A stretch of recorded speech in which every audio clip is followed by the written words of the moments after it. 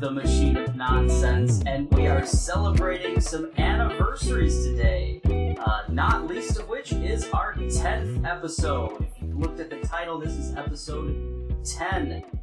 So we are, look at all those fingers on the video. Look at them. There's ones, there's zeros, there's lots of fingers. So joining me today, Tomas. Hello. Mike. Josh. I can't top that. And Kayla. Hey. And I'm your host, Eric. What you heard there from Mike was his wonderful Pokemon call. And I said we're discussing some anniversaries. Pokemon turned 25 this year, guys. It turned 25 just this last Saturday, actually. Good job. And to commemorate that, there was a wonderful presentation by the Pokemon Company that we're going to cover. And we're also going to give some of our thoughts on the past and the future, and I guess the present of Pokemon. So we're going to be talking a lot of Pokemon today. But first, let's go around the room and let the listeners know what we're currently doing. Tomas, start us off. What are you watching? What are you playing? Still just watching, keeping up with WandaVision. My back and forth watching, though, is just Futurama and Married with Children. Getting a lot of Katie Seagal in my life. Okay. And as far as video games, I'm still stuck in the past. Blizzard came out with their collection. Been playing a lot of Blackthorn and Rock and Roll Racing. And I've took another deep dive into Hades again. Big into unlocking everything right now. So, yeah, just... Josh giving a thumbs down, but he doesn't matter, so... South by Southwest Game of the Year, Hades, Josh? You just gave it a down arrow? What have you been doing, Josh? I'm playing a game called Omori, and that actually is going to tie into my Pokemon talk, so I will discuss that a little later. That's basically that. Sweet. How about you, Mike? Not playing anything new. I decided to not get Bravely Default 2. I think Monster Hunter is going to be my grindy game, maybe. Yeah. But watched some good movies recently. Map of Tiny Perfect Things. It's an Amazon original that came out this year. It's a lot like last year's Hulu hit, Palm Springs. Like a Groundhog Day type scenario mixed with like a rom-com, and it's really good. Wow. Yeah, I never heard of that. I'll have to check that one out. Well, Kayla, what have we been watching? We finally watched Onward, which is cool, cute. Lots of tears were shed. And Nomadland, which also lots of tears were shed there as well. They were both good. Nomadland was definitely sadder than I thought it was going to be. Yeah, you did not warn us, Mike, that Nomadland was quite sad, quite depressing. I mean, it was good, it was great. I thought, the performances, especially because it was, mostly non-actors, were good. But, yeah, man, that's, there's some stuff there. Didn't find it that sad. Oh, well, you're heartless. The beginning was sad, and then it gets pretty, not as sad, I guess. So. Yeah, I mean, it wasn't as sad when, I'm not even gonna spoil it. No, we're not doing that. There's sad shit. Don't listen to Mike. It's lots of sad shit. But real good. Check out. I cry very easily, so birds die and I cry. Oof. We also started Call of the Sea on Game Pass. That's pretty cool. That's like a walking sim puzzler type game, first person. Real colorful. Kind of banging my head against it at points. The puzzles aren't for me as easy to solve as I'd like.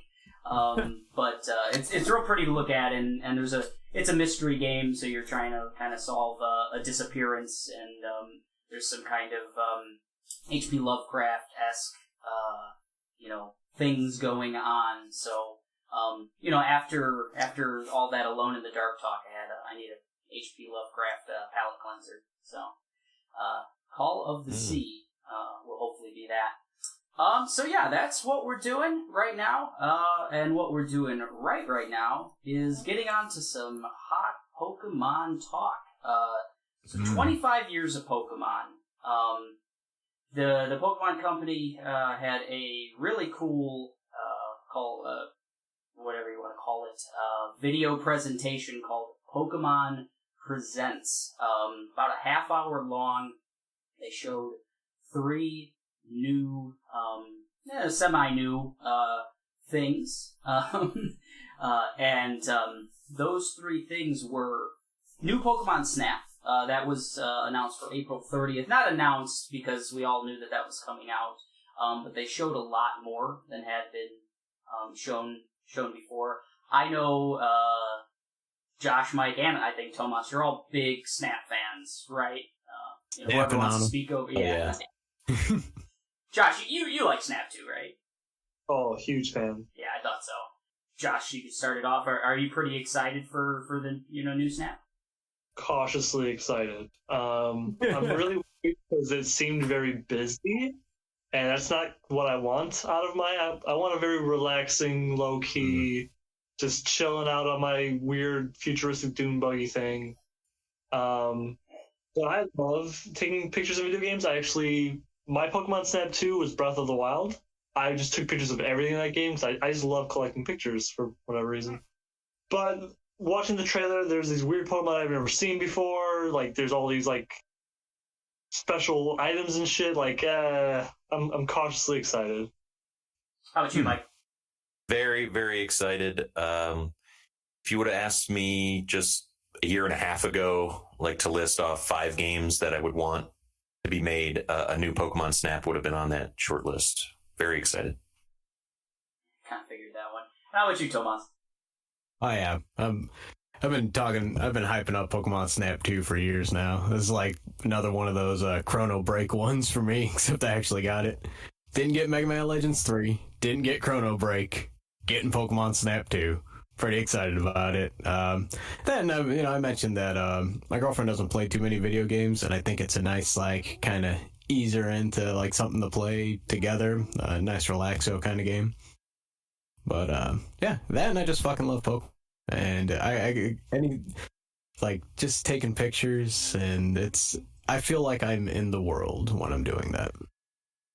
Yeah, I think one thing the presentation really did a good job of is it gave you, so it's 25 years of Pokemon, so it starts with the early days of the initial releases in Japan, showed you a ton of really cool footage leading up to new Pokemon Snap, showing the original and showing that, right next to the new game, and I think it really highlighted that.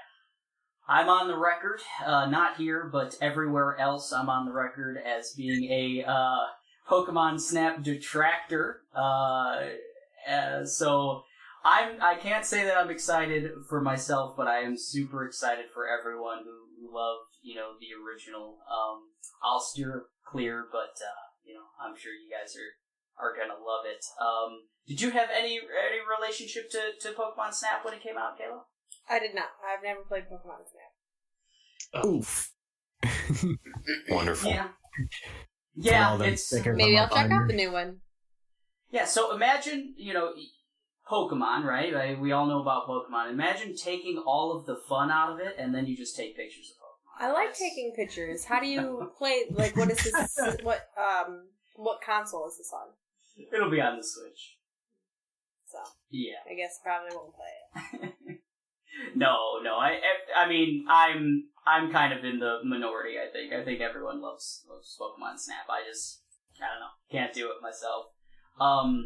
Next, as the presentation went on, showing Pokemon throughout the years, they touched on Diamond and Pearl, and they're both getting remakes.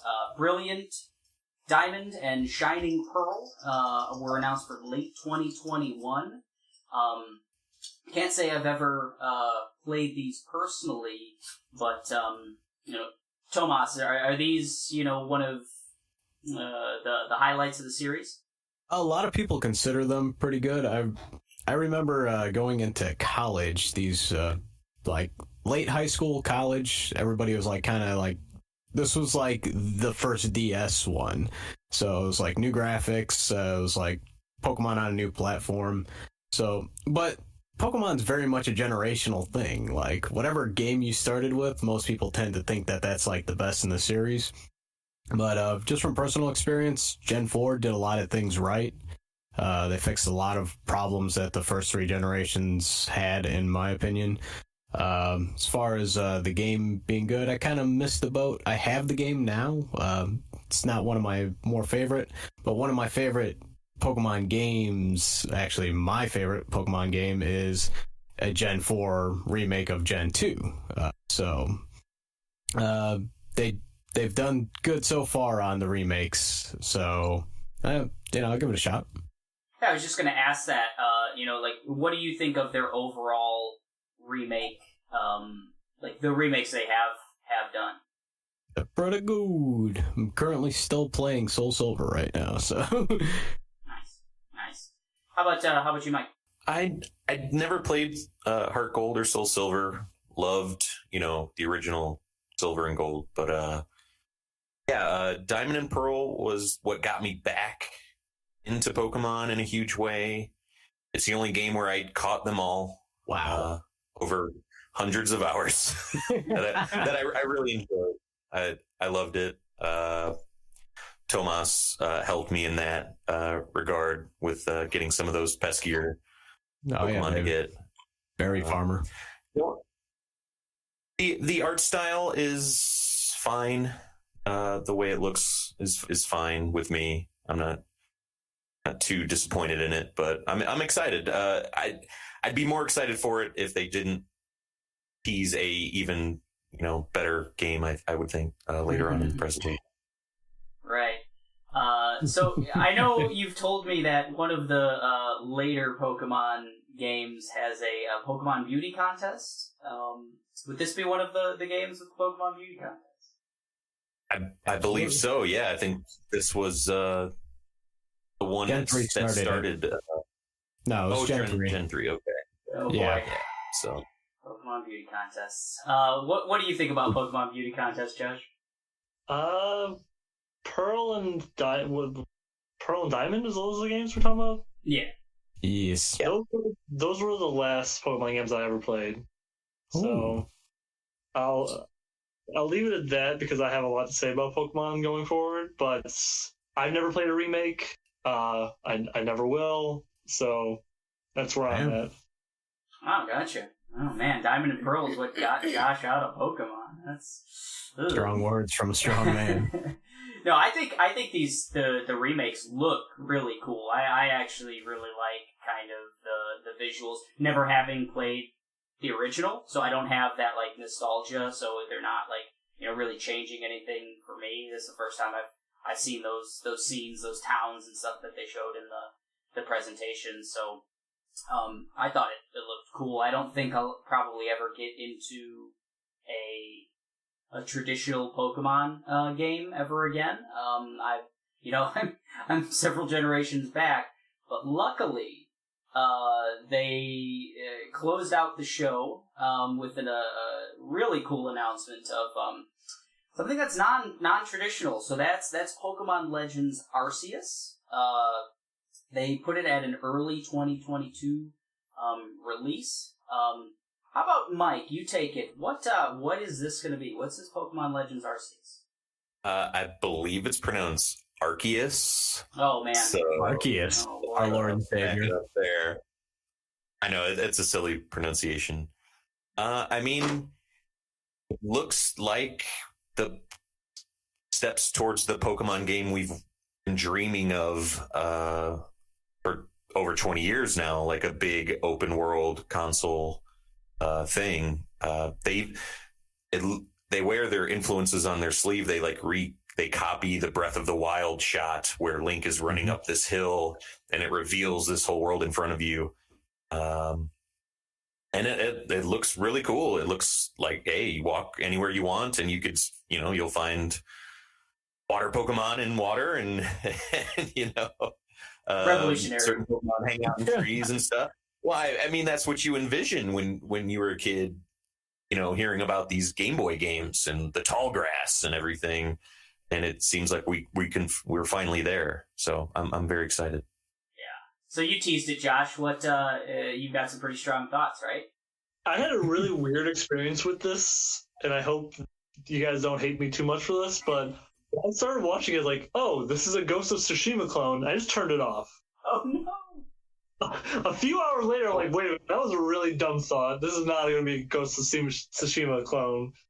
I don't know why I thought that. So I booted it back up and I watched it. I don't know what it is or what it's meant to be. It seems obviously more like a Breath of the Wild type thing. I'm hopeful that it'll be something decent, but we'll see. How about you, Tomas? Pretty much looks like Breath of the Wild. I know Mike's been talking and hoping and dreaming of this for a minute. Now it's like it's a lot. It's a huge change. It's a huge shift for them. I know they've been doing kind of like baby steps. Pokemon, Let's Go. You can see Pokemon on the map. They implemented that in Gen 8 with Sword and Shield. And Sword and Shield was not good in my opinion. But that's because I've played 7 other generations of that same game. So it's like, very little tweaks, but the formula's always stayed the same. So if they're going for a hard push in a different direction, I think that's good for them.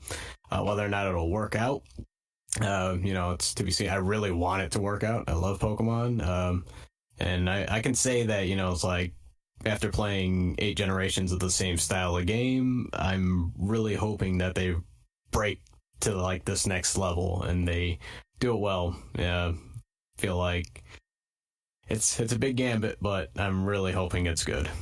Yeah, this is the most excited I've ever been for 20 years probably of Pokemon almost. I mean, it looks like Mike said, that it looks like the game we've kind of been dreaming on for a while, and an open world, that you get to explore, where you can just, look at all the Pokemon. They're all out there. You can catch them. You can battle them.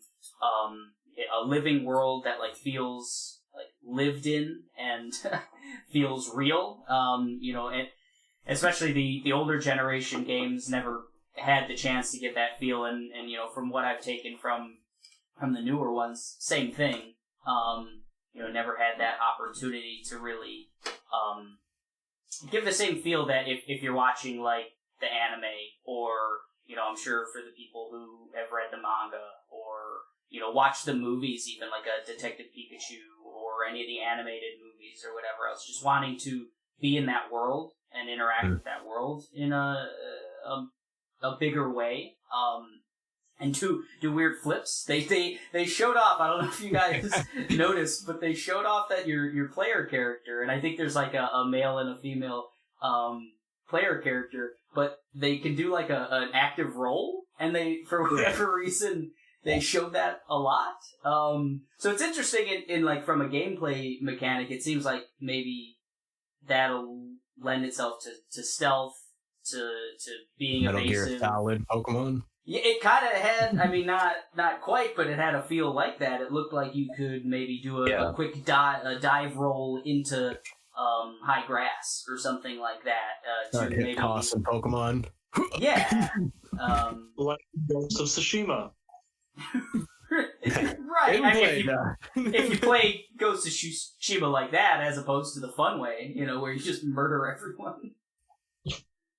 My way? It looks like a really unfinished product. Looks really choppy. Oh yeah. The combat looks like it's still turn based, but shame.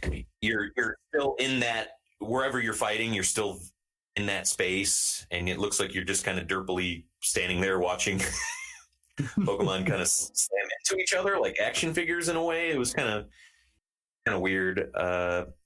Hoping that the early 2022 release will be with new Switch hardware as well. That'll be 5 years of the Switch so far, and hopefully a beefier machine will let us, I don't know, play the game that we want it to be.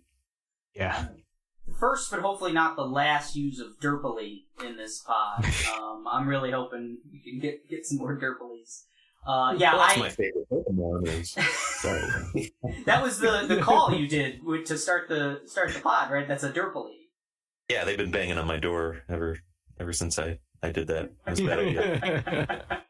We had talked in the pre-show of like doing calls, doing Pokemon names or something, and Nelson was the only one who committed, so I gotta shout him out. Well, you said my name, so I couldn't do my shtick. hey, you could have just said like, no, it's actually Tomerpily or whatever your Pokemon name was going to be. Tomerpily. Right. So you had your opportunity. Mike took his opportunity. Sour grapes on you, Tomas. Absolutely. So the presentation, I was blown away. I haven't had, I should say, a connection to the Pokemon universe franchise, whatever, for quite some time. I loved it growing up. I got to be kind of in on the ground floor of it.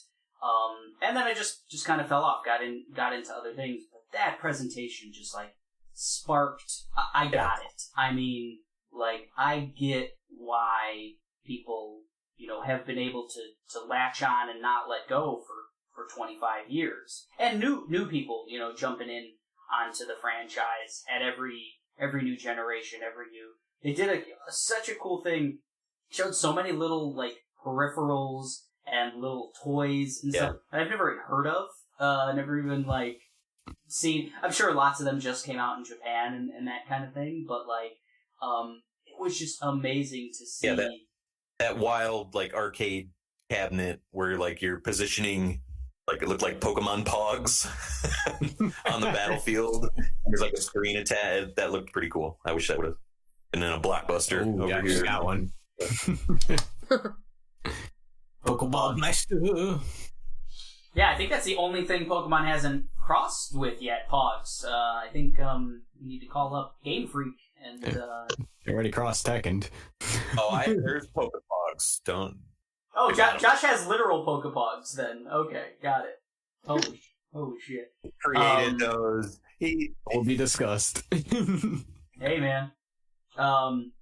So that's the future of Pokemon, but I wanted to reflect more on the last 25 years, similar to what the Pokemon Presents did, but from the cast. Whoever wants to start off, just tell me, your earliest experiences with Pokemon and what Pokemon kind of means to you now, 25 years later from when you first, jumped in. Yeah, why not Tomas? Okay, Pokemon's been a part of my life since I was like 11. I think I mentioned on the top 5, our first episode, that my greatest Christmas was when I was 11. I got 2 Pokemon plushies. I got Pokemon Red and Blue, an 8-pack of AA batteries, and I just sat up on my reclining couch in the living room, and I had the light on, and I played Pokemon until 3 a.m. And it's always kind of been just this amazing thing for me. Is we talk about the new game and being Breath of the Wild and being able to explore and actually being able to be in that Pokemon world. I think that's why Pokemon Snap had such a lasting impact on me, because that's probably the closest we ever got to that beforehand. It's I'm in this Pokemon world, I can take pictures, kind of interact with these things. I don't know, man, there's always been this sense of wonderment to it for me. These monsters and just, I don't know, man. It's such a simple formula of gameplay. You go around, you catch them all. Or you can choose not to catch them all. You just choose to be the best. I don't know, man. Like I grew up. I watched the anime. I got to middle school. Everybody stopped liking Pokemon, and I got ostracized a bit. So I fell off for a while, and then I got to like college and people were playing again, and like I realized that like everybody is either a lying scumbag and they continue playing Pokemon without me, or I just didn't realize that I could just do whatever the fuck I want regardless of what people thought, and I missed out a bit. But thankfully, you know, Mike tossed me a copy of Pokemon Emerald, and you know, I was immediately hooked right back in. You know, it's like and then, you know, Heart Gold and Soul Silver came out, and it's like, you know, the girl I had lost all those years ago suddenly stumbled back into my life, and you know, it's to me it's just been a very like near and dear thing to my heart. I love the character design. Some of them are a little like ridiculous now, but like, you know, I still have plushies. I'm showing off like a little Tangela plushie. It's like one of my favorite Pokemon. You know, I got another one, Slowpoke, on my bed. You know, it's like at this point, it's like I wear it, you know, I wear my heart on my sleeve, man. It's, you know, it's like I'm 33 years old and I fucking love Pokemon, and I've never been more excited about the future of Pokemon in my life than I have like when I was that 11-year-old kid opening up those Christmas presents. So, like, I can talk about this all day long, but I want to pass it on to somebody else. Maybe we can cross-reference some stuff because we've all been involved in Pokemon together for quite a while, too. Yeah, no, I thought that was great. Just say, like, kind of like you said, wearing it on your sleeve and not being afraid to tell someone that you know, I kind of have a similar story to that. I would say I did fall off into my middle school years, and I didn't have the opportunity, or whatever you want to say. I didn't, you know, have Mike, I guess, to throw me Pokemon Emerald to get back in. And I think it's kind of been a disservice to myself. You know, I fell off pretty hard, and from being a super fan initially. And I think anyone can learn from that. Anyone listening, just love what you love. You know, as far as that goes, you know, don't let someone else say that, you know, it's for kids or something. Like, no, it's a crazy universe that is like really powerful. I mean, there's just so many people's lives have been changed because they became a fan and have done something because it sparked creativity for them or something like that. It's crazy popular, so. Oh, yeah. God, yeah. Yeah, I mean, how about you, Josh? What are your like earliest memories, and what do you think of Pokemon? It's for kids. My earliest memory was playing Catching Gloom at a Fuddruckers. At a Fuddruckers. I grew up real big into Pokemon. Like, it was my thing. But there's nothing wrong with a game being for kids. Like, when I look at a game, it's either a really good gameplay or a really good story. Pokemon has neither. It's a very basic gameplay. The stories are very broad, but that's okay. It's kind of what it's supposed to be because, again, it is mostly aimed at kids. And I don't think we're ever going to get an adult Pokemon because kids just keep happening. And they will always be the target market. It'll always be a general story that kids can consume, not super complicated, and I think that's okay. And I had all these magical memories from childhood from this. The next generation could easily have those same kinds of memories.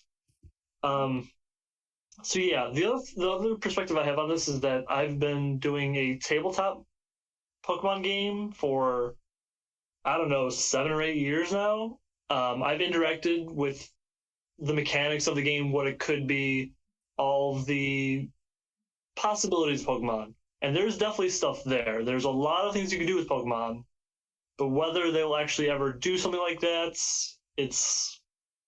I don't think it'll happen, and that's okay. Yeah, I think the universe just lends itself to whatever stories you want. You know, you created that tabletop game, using Pokemon as an inspiration for that is something special in and of itself.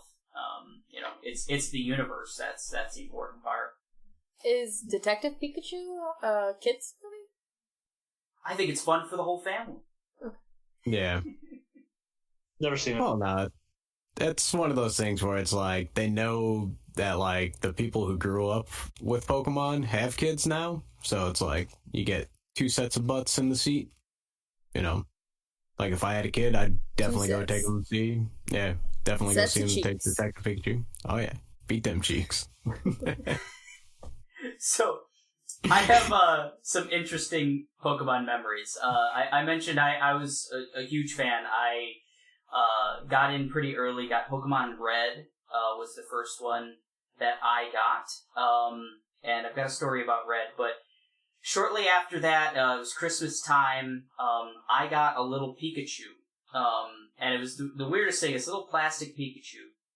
And it had these two little, like, electric, like, similar to, like, a D battery, you know, like, two little, like, ends, electric ends. And if you pressed them both at the same time, it would say, like, Pikachu. I wore that thing out. Like, because you could just constantly press it. And, that whole Christmas, I'm sure everyone hated me. On a much darker note, so my Pokemon Red, I was obsessed with Pokemon Red. It was, just loved it, played it all the time, took it to school, had a Game Boy, you know, everything. First Game Boy ever, I got a Game Boy to play Pokemon Red, you know, it was like a Christmas gift or birthday gift, something like that. And I was being a bad boy. So I got a little sister, we went to, a health club, we were, you know, gonna go swimming or something, and I did something, I was a little asshole, whatever, I don't know. Made her cry, upset my mother so much that we went home, and I don't know if I, you know, said something to really get her, but she took my Pokemon Red, and she said, "You've got to destroy this. You have to destroy your favorite thing." So after you know, a lot of traumatic moments, I had to smash my Pokemon Red with a hammer. So if you have any questions about my overall psyche or anything like that, that's one of my favorite childhood memories. Me smashing Pokemon Red. Explains a lot.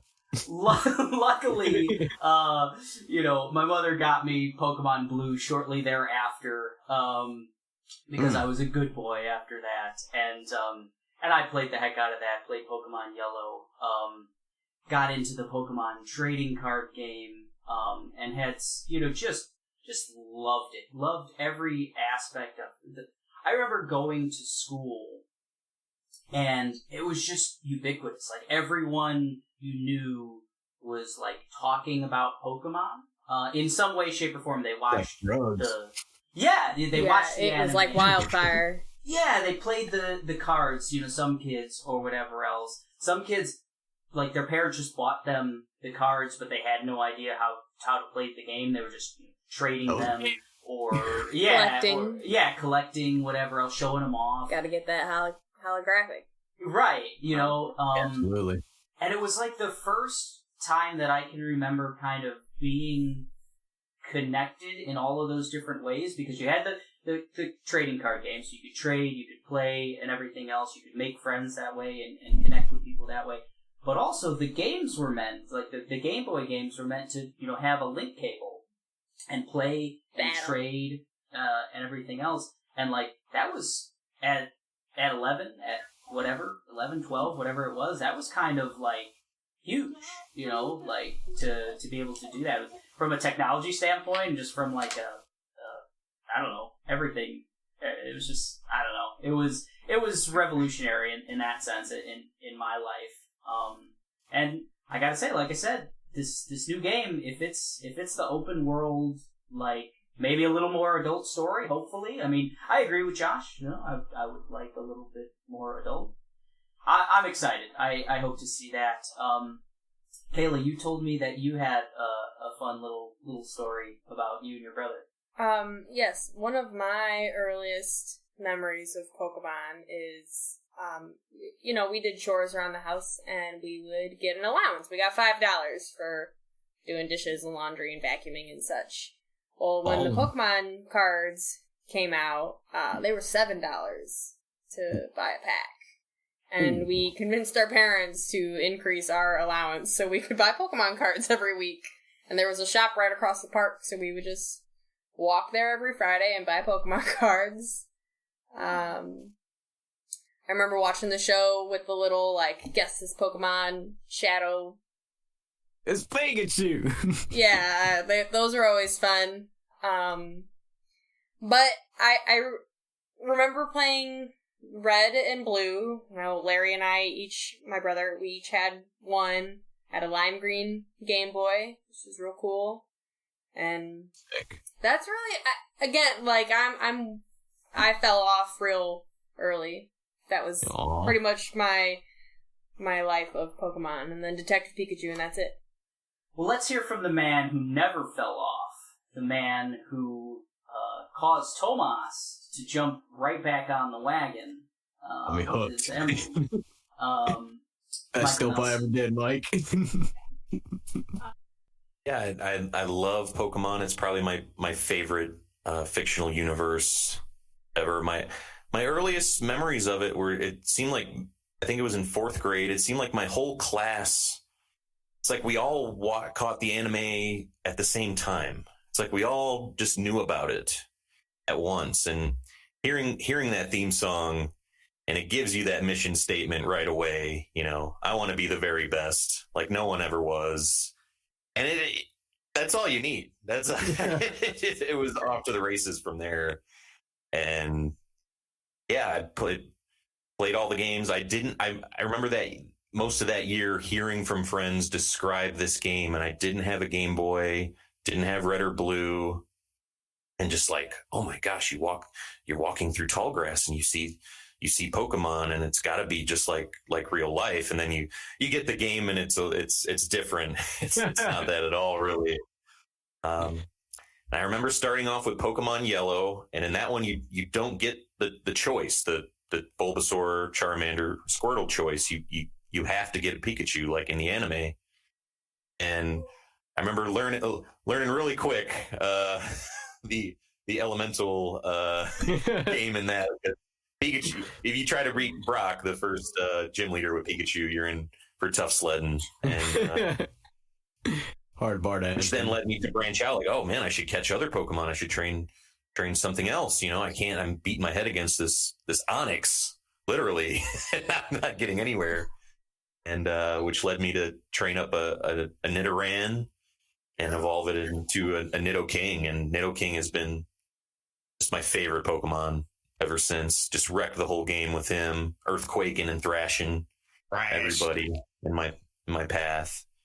And yeah, I don't want to say that I never fell off, because like Tomas, there was a time like in 6th grade, I remember playing Silver and no one else wanted to talk about it, like you're like, wow, there's all these, there's 100 new Pokemon and you get to go back to the old gyms, and no one gave a crap. And yeah, I skipped the Game Boy Advance generation and got back, like I said, with Pearl.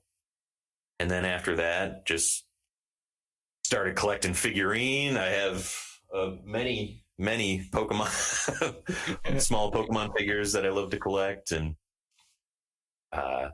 like Josh mentioned, playing the tabletop version that he made is the best Pokemon thing I've ever experienced. It makes you upset that Game Freak and the Pokemon Company haven't made like an adult experience out there. But love it. Love Pokemon. Yeah. Do you think they will ever open up the franchise? It's been 25 years and they haven't, but make more adult content, they've done a lot of weird things, a lot of unexpected things. Do you see that in the future? Why would they? No. Yeah, I kind of agree with Josh. It keeps becoming the next generation's, Mickey Mouse or, some Sesame Street, basically. And I'm fine with that, really, because my girlfriend has small children, and they really took on to Pokemon this last year, and it's great. It's like I'm back in the 90s. I'm playing with Pokemon toys every day. We're trading cards. We watched I had like a Pokemon concert, a short concert with Post Malone over the weekend, and had a dance party watching that, and it's great. I think it's fine remaining, the child property that it is. Mm. I'm glad you brought that up. Actually, we were spending some time recently with Larry, Kayla's brother, who she mentioned, got her into Pokemon, and he's got a little girl, and he said that she recently just got into Pokemon, and they've been beautiful. going to McDonald's and getting the cards and stuff. So jelly. And the Happy Meals. Yeah, and Kids get the coolest shit. I think that's the real cool thing, too, is that generational aspect of it, sharing with the next generation. Yeah, it's cute. Multiple generations at this point. Yeah, a little tidbit. Like, I have no children of my own, but, like, on my youngest nephew's first birthday, I went to go visit him, and I bought him one of each of the original starters. I got him a Bulbasaur, Charmander, and a Squirtle, and I put all three in front of him, and I lived vicariously through my brother's son, but I got to watch him pick his starter.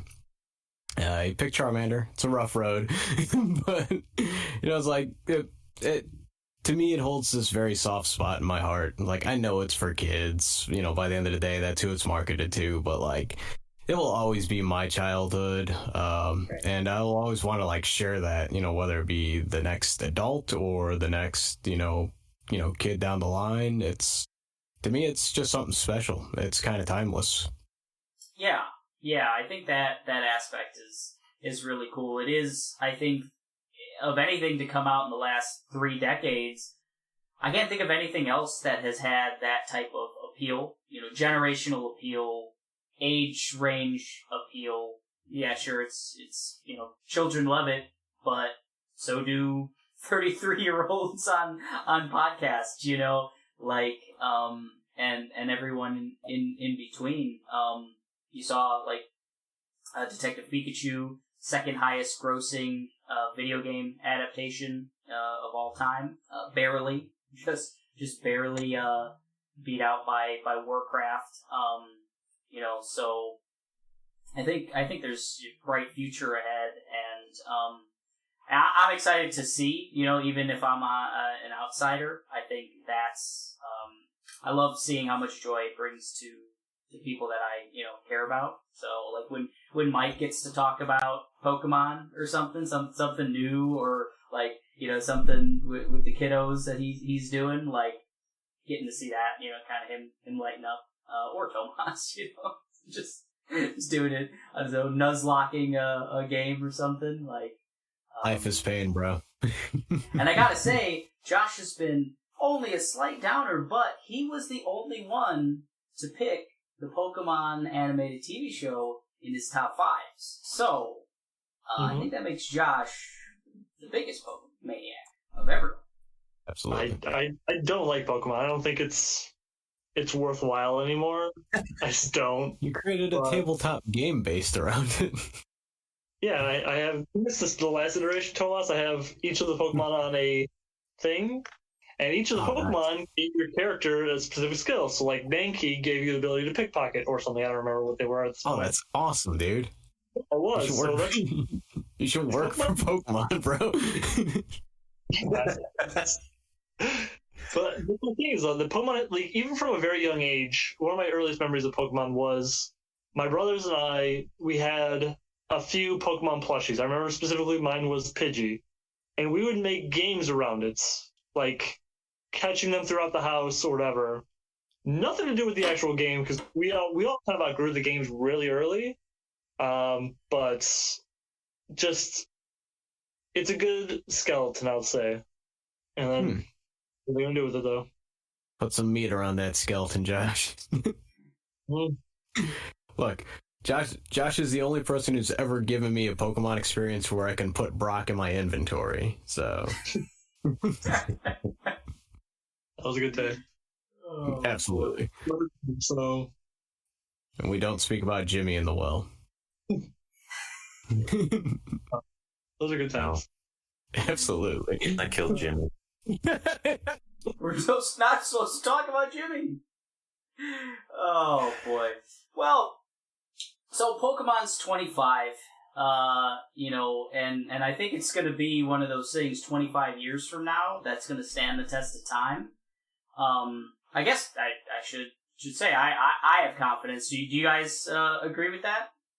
I would love to be 80 years old in a retirement home, talking, like, still doing something similar to this with you guys, talking about just Pokemon and shit. I mean, yeah, it's a multimedia powerhouse. Like, I don't see it going anywhere. It's kind of funny to think of it as a video game franchise, because you could easily call it, an anime franchise, a trading card game franchise, movie franchise.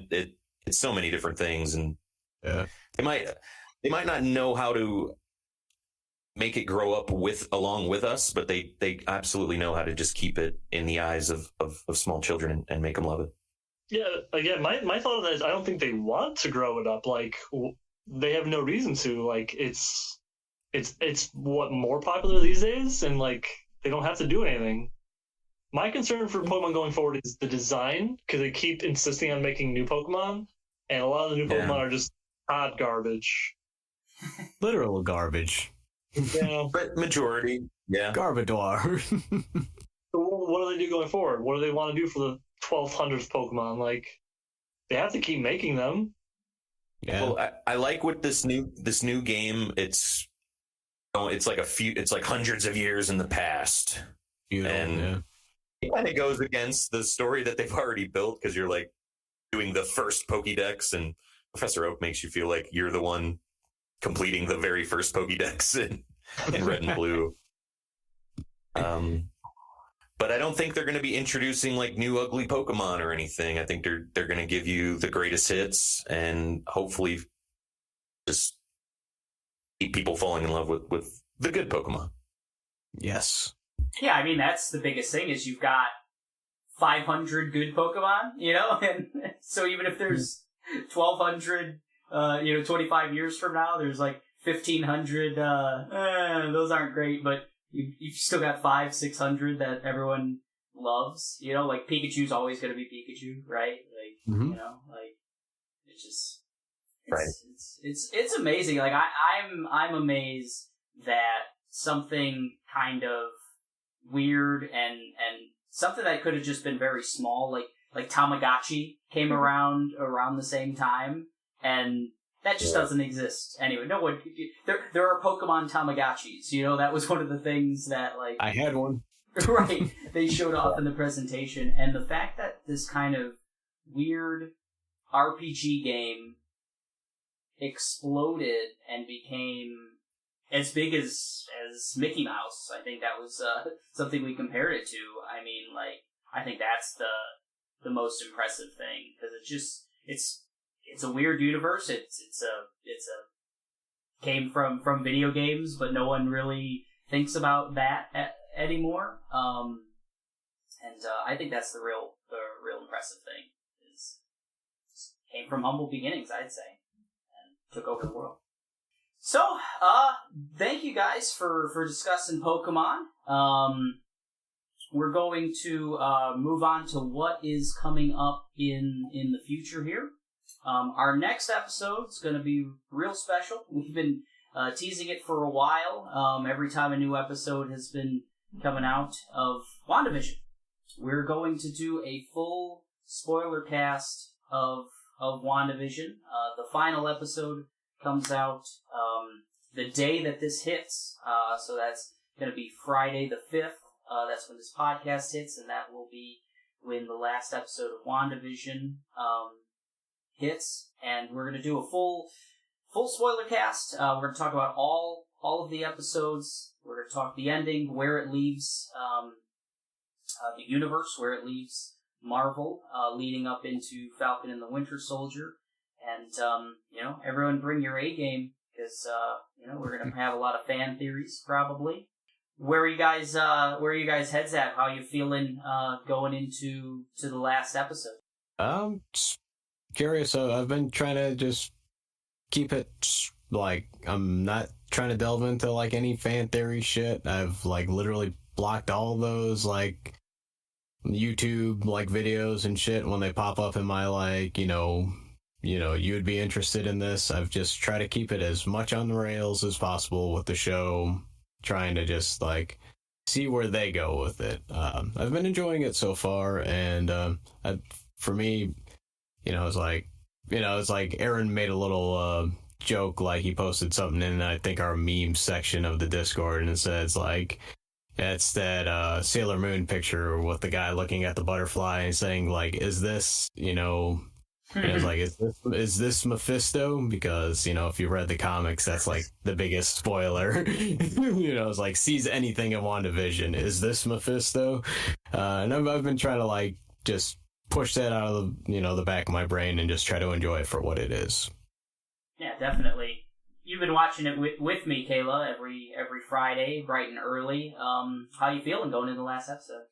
I don't think it'll be enough. I think I need more. One more episode's just not enough. How about you, Josh? I think you're kind of binging it right now, right? I have binged. You're all caught up then. All caught up, yes. Okay. Pro, con, excited for the thrilling conclusion? I feel like I'm starting to, like, become a caricature, but I'm not a fan at all. But we can talk about that later. We need the great detractors, so that is okay. I don't want to be. Well, I don't know. Start liking stuff, I don't know. Let's talk about Amori. How about you, Mike? How you feeling? I've had to juggle my expectations with this show a lot, especially with the recent episodes, and I don't know. I'm hoping this last one is a good one, and we'll see. We'll see. Yeah. Hopefully, I haven't read. There were those rumors about runtime and everything else, and it hasn't come true. The last couple episodes have been standard, like 35 minutes. Really hoping, like Kayla said, that we get a big episode. We need a lot for this last one to really put a bow or at least propel us forward for Falcon, Winter Soldier, Loki, everything else that's coming up. So hopefully we get a big one on Friday for Joe. And big long one. Nice. Yeah, big long one. Personally, I hope the last episode's like 10 minutes long, so I don't have to sit through too much. I just want it to be You just watch the credits. That's about like 20 minutes. Ugh. There he is. There's Josh. There's a lot of loose ends to tie up, I feel. And 22 minutes runtime, I don't know how the hell they're going to do it. That's my biggest, like, concern right now. Yeah, exactly. Yeah, I agree. There's a lot there. We'll see on Friday, and we'll talk about it. And that episode will drop the following Monday. So lots of water cooler talk. You guys watch the episode, immediately listen to ours, and then there you go. Do them on the same day. Wait till Monday. I'm sure no spoilers whatsoever will happen through the whole weekend. Deactivate social media. Yeah. Us, WandaVision, that's it. That's all you need. So with that, we will wrap it up. We had a lot of fun talking Pokemon, 25 years of Pokemon, 10 episodes of the Machine of Nonsense. Hopefully 25 years from now, they're going to be saying, where were you when you had your first episode experience of the Machine of Nonsense, that little show out of Japan, that good.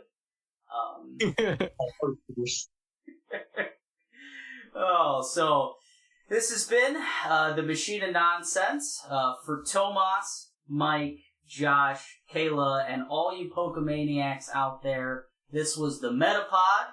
We love you. There he is. And thanks for listening. Like our social media stuff. Please subscribe to the podcast. And please let us know everything that Pokemon has meant to you on all of our social media. We want to hear from you. See you guys. Bye. Bye. Yeah.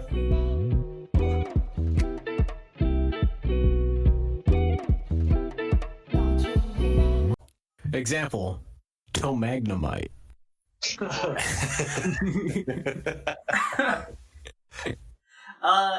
Or we could do our Pokemon Roar, our call as well. I think. That's gonna peak something. That's seductive, man. Don't do that. Try to do a Nido King one. They're everywhere. You do it, Jigs.